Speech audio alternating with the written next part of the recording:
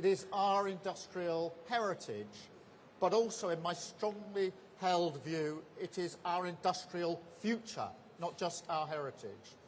My message to you, Rachel, and my message to you today is simple. These are challenging times, but we have chosen to come here because we are going to back you to the hilt. And I think it's really significant that after the announcement on Wednesday, we had Adrian with us at 7 o'clock the next morning, and here we are Monday with you. Please read into that a statement of intent, because it is a statement of intent about how important this is for you, for us, and for the country. As Rachel has said, there's no doubt the challenge, but this is a moment for cool heads. Nobody wins from a trade war. You know that. But it's also a moment for urgency, because we've got to rise together as a nation to the great challenge of our age, and it is the great challenge, which is to renew Britain so that we're secure in this era of global instability. And nobody is pretending that tariffs are good news. You know that better than anyone. 25% tariffs on automotive exports and 10% on other goods. That is a huge challenge for our future, and the global economic consequences could be profound. But this moment has also made something very clear, that this is not a passing phase, and just as we've seen with our national security and defence, particularly over recent months in relation to the war in Ukraine, now with our commerce and trade, this is a changing and completely new world, an era where old assumptions, which we've long taken for granted, simply don't apply any longer. Now, before the election, I called it an age of insecurity. And that is the right phrase, insecurity, because I know that that's how it's felt in the lives of working people. Insecurity, a care, a worry for builders, for carers, for nurses, factory workers like people here, working harder and harder for the pound in their pocket, yet watching this rising tide of insecurity threaten to sweep away the things that we cherish in our communities. Trust me, I know people will be feeling like that right now. But to those people I say, we have your back. This government will not just sit back and hope. That is how politics has failed you in recent years, sort of attempting to manage crises without fundamental change just leads to managed decline. So no, we're going to seize the possibilities, fight for the future, on defence spending, on AI, clean British energy, and on manufacturing, including car building. Make those forces work for Britain, rewire our economy and our state, so that once again they serve the interests of working people. And that is why we're rewiring the state completely, ripping up the regulation that stops it being a force for good, building new homes, new towns, new infrastructure, accelerating the investment that will finally unlock the potential of every community. And let me be really clear at a moment like this. Our future is in our hands. And so, of course, we will keep calm and fight for the best deal with the US. And we've been discussing that intensely over the last few days. But we are also going to work with our key partners to reduce barriers to trade across the globe, to accelerate trade deals with the rest of the world, and champion the cause of free and open trade right across the globe. Now, just like car building, that's always been our heritage, and we're not going to turn our backs on it now. And look, when it comes to the US, I will only strike a deal if it's in our national interest, if it's the right thing to do for our security, if it protects the pounds in the pocket that working people across the country work so hard to earn for their family. That is my priority. That is always my priority. Strength abroad, security and renewal at home. And on that journey of renewal, we take another step today with our car industry. You know, there are people in this country who love to talk down our manufacturing. They say we don't make anything important anymore, that that's not Britain. Well, I would invite any of those people to come here and see what you do in this factory. Anyone who's talking down manufacturing, I'd say come here to JLR and see what you're doing. And they wouldn't say it again. Because just as I've said, when we were going around earlier, what I saw made me proud, and I hope if I feel proud of what you're doing, you are entitled to feel proud of what you are doing. This is British brilliance in the flesh. You are making cars here, but you're also representing our country with each car as it departs. That's the pride that always goes with making things, and I've said it many times before, but I will say it again. My dad worked in a factory. He was an engineer. He made things with his hands.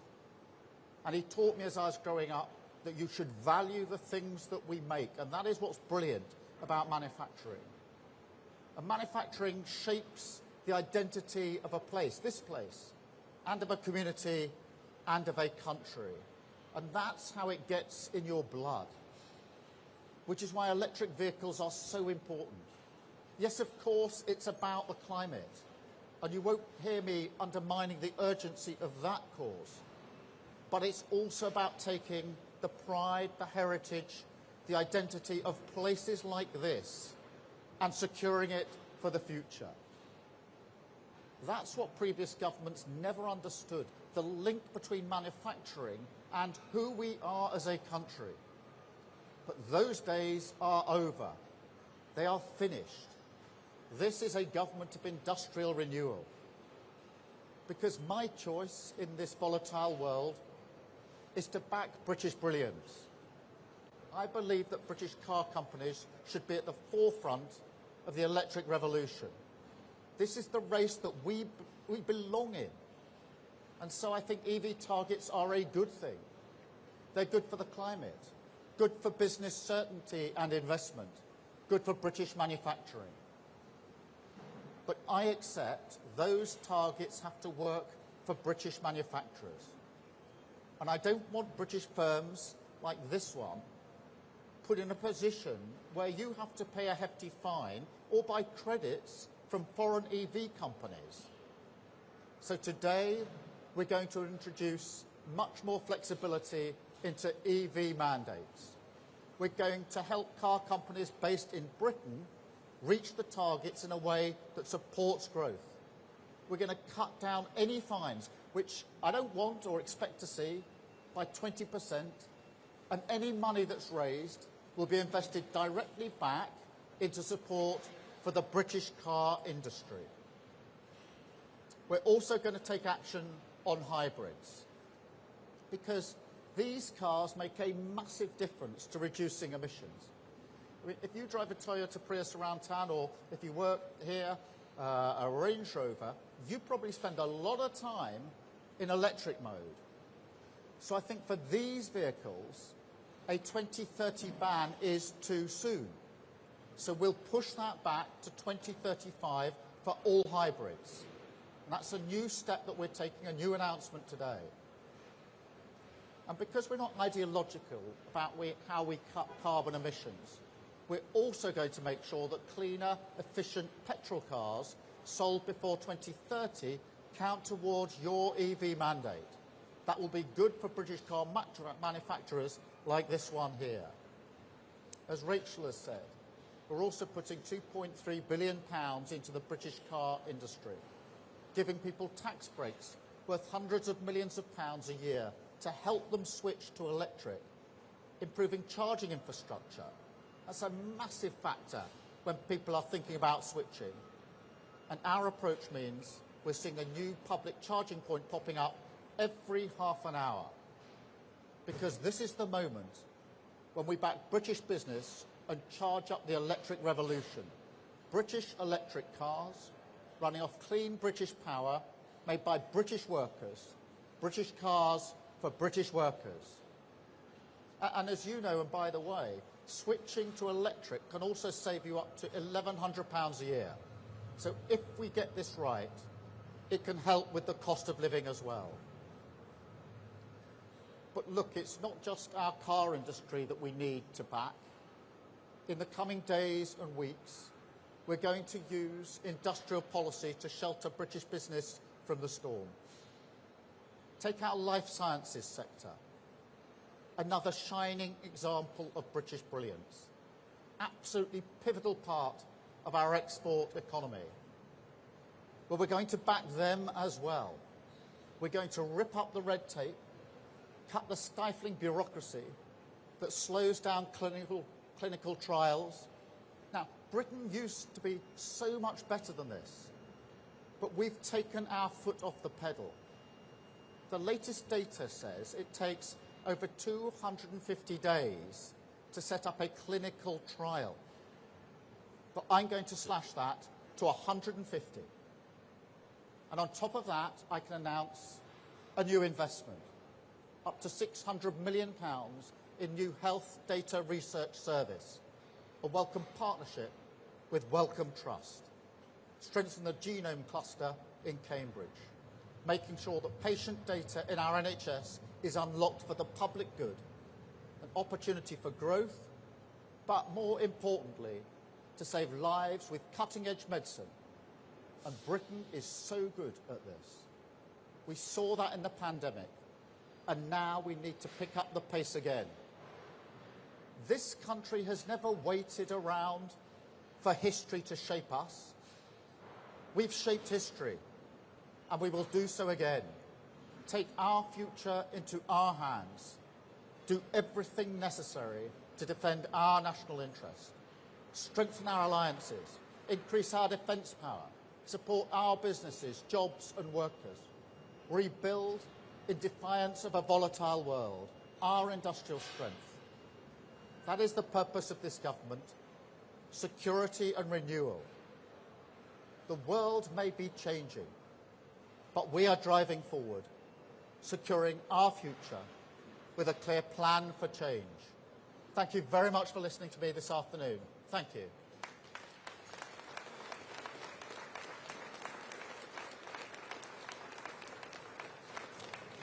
Now, I do want to talk to as many of you as possible, so if you're able to stay, I'd really appreciate just a few moments of your time. Before I do that, I'm just going to take some questions from the press, and then I'll come and spend some time with you. I've got a number of questions. I've got first Chris Mason from the BBC. Chris. Thank you, Prime Minister. Chris Mason, BBC News. The cost of living is continuing to bite for many. Now the economy feels more vulnerable. People will worry about recession, perhaps the prospect of taxes going up again, and pensions now being hit by the markets falling. Isn't the blunt truth that you can't shield people from the policies of President Trump? Sorry, Chris, can you just say that a little bit more loudly? I couldn't quite Sure, hear you. I just asked that last bit again. Isn't the blunt truth that you can't shield everyone from the policies of President Trump? Thank you. Look, I think there are undoubtedly challenges here. As I say, nobody welcomes tariffs, and we don't want to get into a trade war. Obviously, we will continue to talk to the US about a deal to alleviate the situation whilst keeping all options on the table. But what's important, and in direct answer to your question, is at a moment like this, we have to shape our future. We have to step up. We can't be cowed and simply say there are things happening in a changing world which make it more difficult, and therefore we retreat. This is the moment to seize that opportunity. And that's why I'm absolutely clear in my mind that the two things that we have to absolutely turbocharge are, one, the support we're putting into our own economy, like the measures I've announced today in relation to cars or life sciences.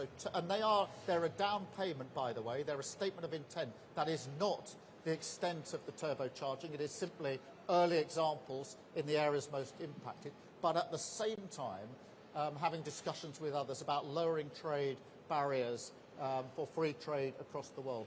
And we have to step into that space. We have to be prepared to lead for Britain on this, rather than be cowed by the circumstances, the challenges that are thrown at us. And that's what we will do with a driving sense of purpose. Thank you, Chris, very much. I've now got Sam. Thank you very much, Prime Minister Sam Coates, Sky News. This is a massive moment, and the markets are watching right now.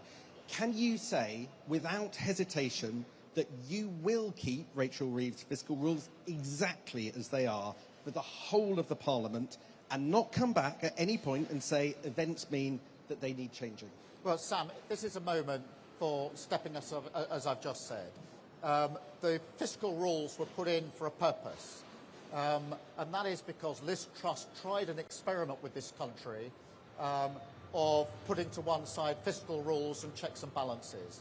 And that caused a massive impact on the lives of working people as inflation and interest rates went through the roof. We are not prepared to inflict that kind of damage on working people. That's why we put the fiscal rules in the first place, to create that kind of stability. It's why we were able to invest at the budget and set out, as we did, the steps for the future in the spring statement. Now is the time to build on that. What we're saying about security for our economy is what we were saying going into the election, what we set out the other side, but now we've got to turbocharge it and link it to the other measures for lowering trade barriers. So the reaction to the challenges of the last few days is not for us to say, well, the first thing we'll now do is to put on one side our fiscal rules. It's to remind people why we put them in place in the first place, which is to create the certainty that we need. There is enough uncertainty and insecurity as it is. Our job is to calmly and pragmatically take forward these really important steps today for our country. Thank you. Robert Peston from ITV. Prime Minister, in the last few minutes, the American stock market has gone into bear market territory. This is now officially Donald Trump's global crash. Have you told the American president that his tariffs are making the world and America poorer, and if not, why not? And if I may, the King has extended the most extraordinary honour to the American president of a second state visit. Isn't this the moment to rescind that invitation? Well, Robert, I've been clear throughout and in all my discussions that nobody welcomes tariffs. That has been my consistent position because I think directly or indirectly they damage all of us. And that is why we're working so hard here in the UK and the measures we're taking in our economy, such as those announced today, to turbocharge the resilience of our economy and to step into that space, and why I've spent a lot of the last few days talking to international leaders about how we lower trade barriers and trade more openly as a nation. That does not detract from the fact that the US is a very close partner of the United Kingdom. On trade and the economy, of course, look at the product coming out of here going very much to North America. It's not in our interest to simply rip up that relationship any more than it is on defence and security and on intelligence sharing, where we 24/7 are operating with the US as our closest ally. So yes, we have to keep pragmatic and calm in the steps that we take, but we also need to keep a sense of perspective and context. The relationship between us and the US is a long-standing relationship that has helped to keep the peace for 80 years, and it is wrong to simply walk away from that relationship, in my view. It's a special relationship, close relationship. We now have to step up to the challenges that tariffs undoubtedly put on the table for us. Thank you, Robert. Chris from GB News. Prime Minister, Chris Hope from GB News. You said the old assumptions don't apply anymore. We've got your back, you told us just then. People are really worried about their finances. The ISA deadline was Saturday. People put money into stock markets now. Would you stick to your election pledge now not to increase national insurance, VAT or income tax for the lifetime of this Parliament?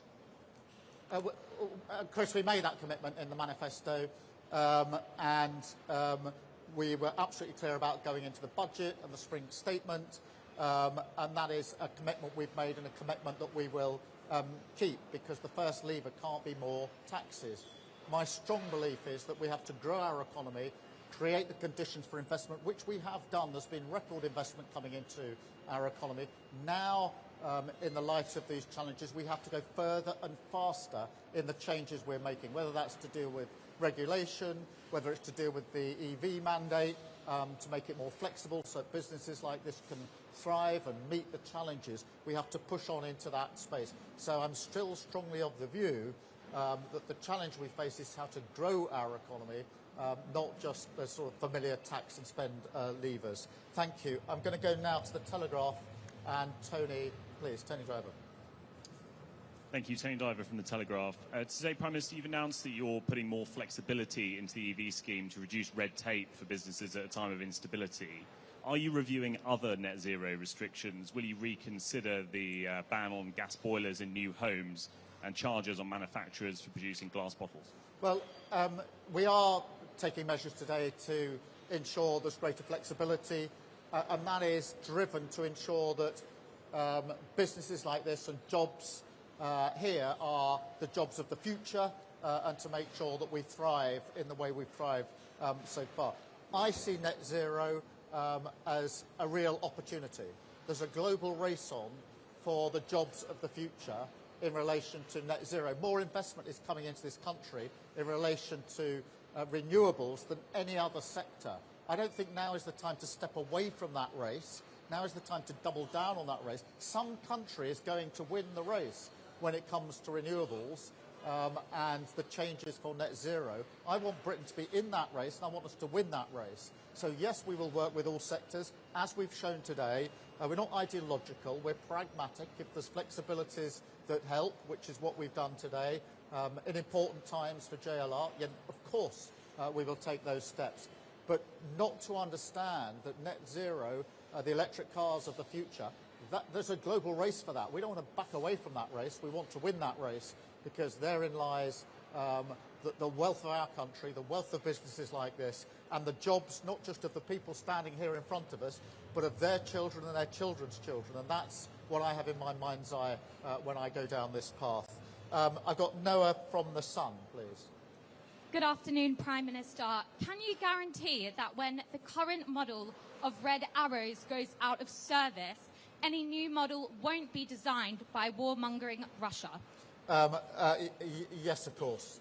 That will be absolutely uppermost in my mind. I can give you that guarantee. It's very, very important that we don't have Russian influence in Red Arrows or anything else for that matter. Thank you very much. I've got Alex from Bloomberg. Alex. Thank you, Prime Minister. Alex Wickham from Bloomberg. Are you considering further measures to protect the car industry, like import quotas? You said you'd do whatever it takes to protect them today. And on British steel, the last British blast furnaces are within days of closure. UK set to become the only major economy without a virgin steel industry. Will you do what it takes to protect it? And would you consider nationalisation if it comes to it?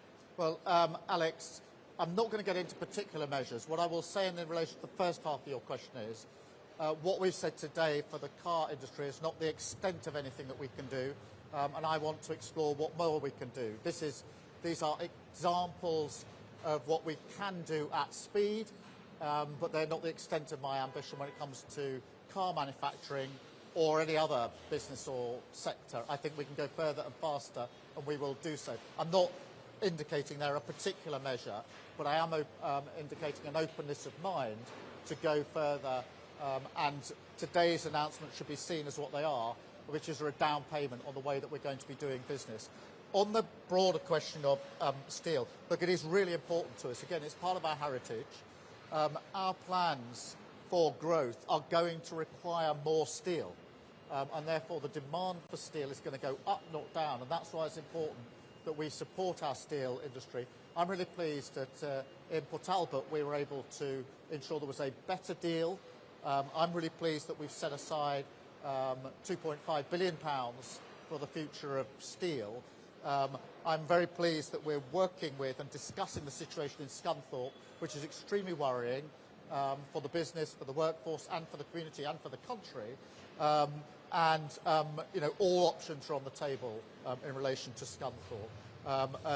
Again, an example of the approach that we will take. When I talk of an active government, what I mean is a government that rolls up its sleeve, gets on the pitch, whether it's car industry, whether it's life sciences, or whether it's steel. Thank you very much indeed. Thank you again to all of you for being with us this afternoon. Thank you for what you do. And I'm now going to use what time I've got left to talk to all of you, which is what I want to do very much. So thank you very much indeed. Thank you.